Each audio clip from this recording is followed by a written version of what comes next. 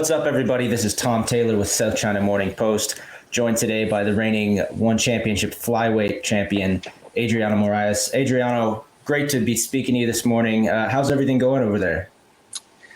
Hello, guys. Thank you for one more time the opportunity to talk about my career, my life, and everything's all right. Everything's good.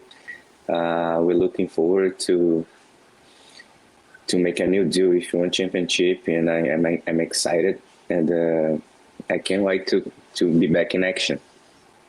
So have you trained yet this morning? Have you already had a training session this morning? No, just some stretch. I'm going to the gym later today, and that's it. Cool. Well, as everybody knows, you're riding a very, very big win over Demarcus Mighty Mouse Johnson. Now that a little bit of time has passed, how do you feel about that victory? Man, I feel really good.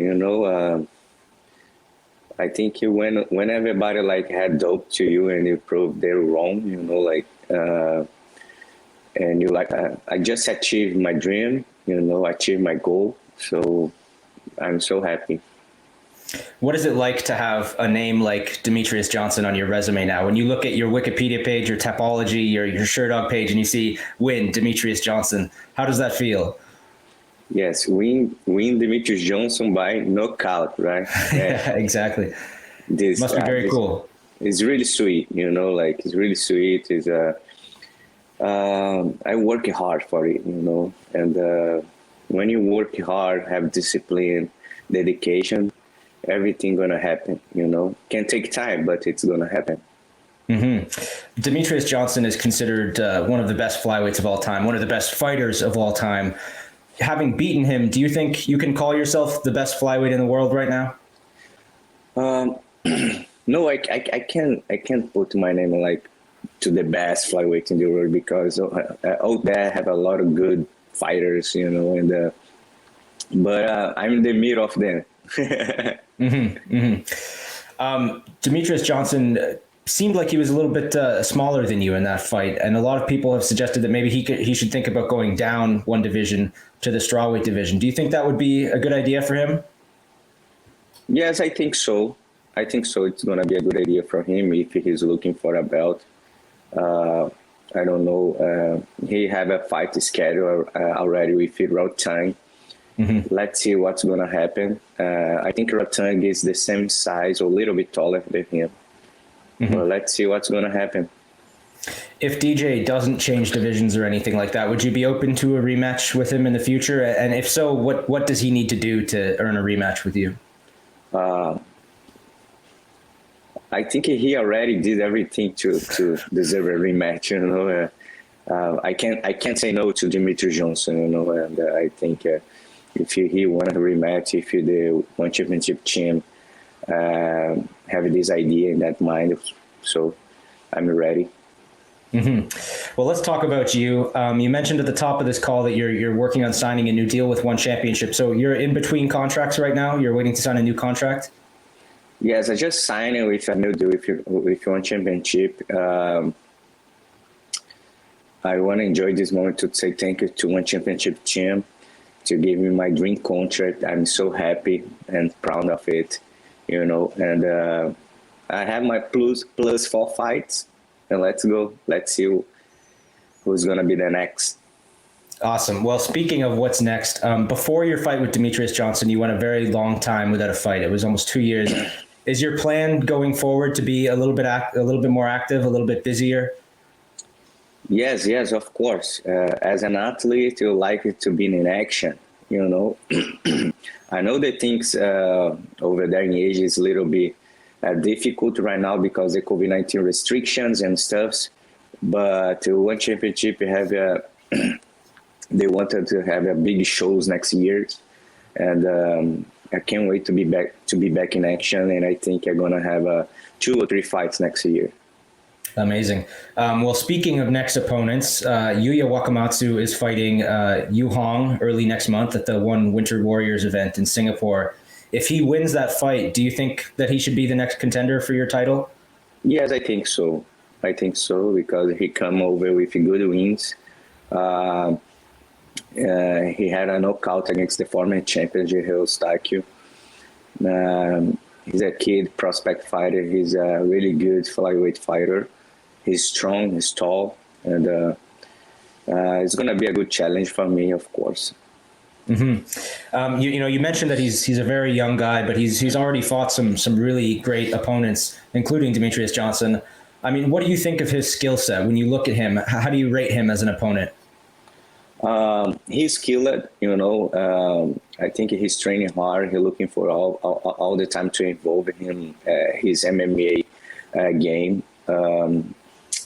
I saw he came over to Sun Forum MMA to improve his MMA game and try to be his best version, and it's nice, and I think he's a good fighter. I think he's gonna do good, and maybe he's gonna deserve the title shot. But let's never forget what Demarcus Johnson did on him and what Danny Kingad did on him, and what I made against them, Mm-hmm. Mm-hmm. Beyond Yuya Wakamatsu, is there anybody else in the division right now that kind of has your eye that you think you may end up fighting in the near future? Yes, we have Kairat Kimetov, who is one-on-one. Maybe the trilogy is going to make sense. Danny King is the second, I think is the second of the ranking. He came with good wins too. Maybe they're going to sign another flyweight fighter to try to challenge me again, like they did with Demarcus Johnson. Man, I'm open. I'm open to good challenges. Are there any flyweights out there, any free agents that you would like one championship to sign, to bring over to fight you? Anybody out there that interests you? Yes, I don't know. I don't know how it works for their contracts, but of course I'm looking for a big fight. Maybe I go up one division, try the bantam belt. After doing Lineker, Bibiano, Fernandes, of course. They are my friends, Brazilian guys, Mm-hmm. But the future is in God's hands, right? Maybe they're going to sign some good athlete in my division and try to do a super fight, Mm-hmm. I'm open to good ideas. I'm open. Let's see what's going to happen. Mm-hmm. As you said, John Lineker is going to challenge Bibiano Fernandes for the title at some point in the near future. That fight got postponed, unfortunately, but I think that's still the plan. But it sounds like you're thinking about moving up to bantamweight yourself and perhaps fighting Bibiano Fernandes if he wins that fight. It's one of the ideas that me and my team had, but I don't think it's going to work, But before that, I try to keep my belt on my waist, and I'm focused on my division right now. Mm-hmm. But let's see in the future.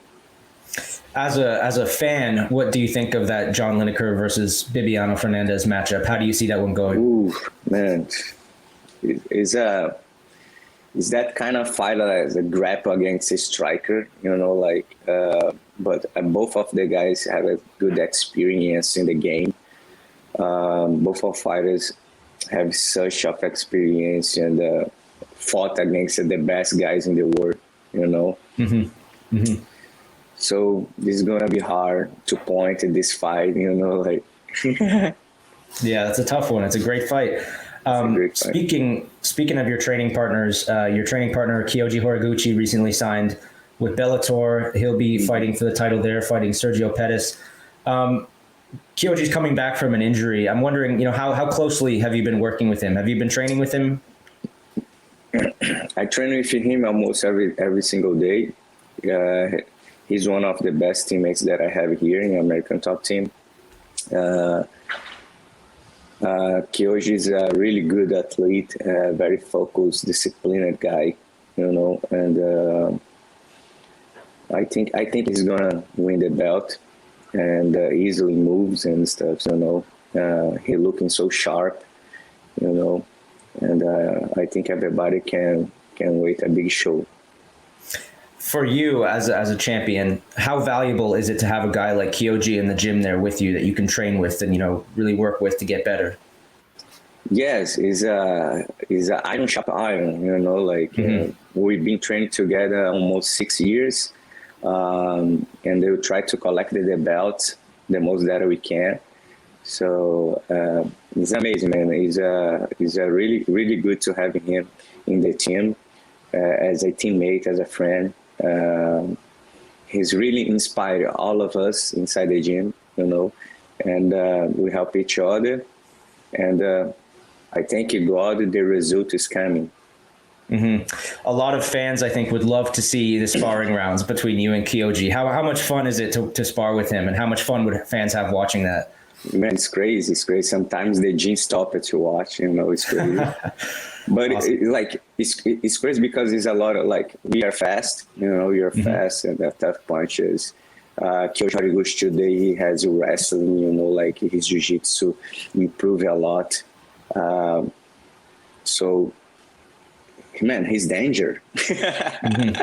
You know, he's a kind of like he's a samurai danger, and the karate kid. You know, and man, I can't wait to see him in action next December 3. And I hope he's gonna bring one more belt to the home. Very exciting. Well, let me ask you one more question before I let you go. You mentioned earlier in this call that you're hoping to fight 2 or 3 times next year. When you look ahead to 2022, what does the perfect year look like for you? Perfect year is still the champion. You know, 3 good wins or 2 good wins. You know, and I can come back home, see my mom with healthy. See my friends, everybody happy. You know, I think this is going to be a perfect year for me. Awesome. Well, I can't wait to watch it happen. Adriano Moraes, everybody, thank you so much for the time, champion, and best of luck with everything. Yeah, thank you very much, guys. Thank you. You. See ya.